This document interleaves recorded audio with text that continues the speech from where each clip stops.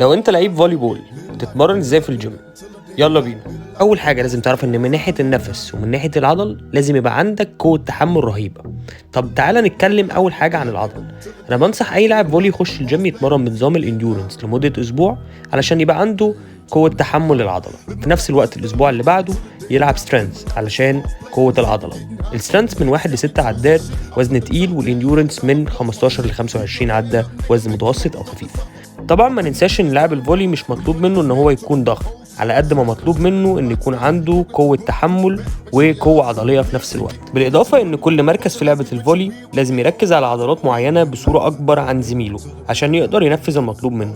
زي مثلا الليبرو محتاج يركز قوي على عضلات الرجلين، بالذات تمرين السكوات وتمارين البايومتريك القوة الانفجارية. مثلا الشويط لازم يركز بصورة اكبر على تمارين الكتف والدراع، والباسير لازم يركز على السمانة بشكل أكبر.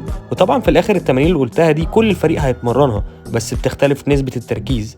أنا شايف إن أفضل جدول تمشي عليه هو الأبر واللور، مناسب جدا. آخر حاجة بقى متنساش تعمل ستريتشز وموبيليتي وستابيليتي. أما من ناحية تظبيط النفس فيفضل إن أنت تلعب هيت كارديو انترفلز، دقيقة على سرعة ودقيقة على سرعة أعلى. آخر حاجة متنساش إن ليك كود خصم من اي فيت يحيى 5 على أي منتجات من عندهم. يلا بالتوفيق.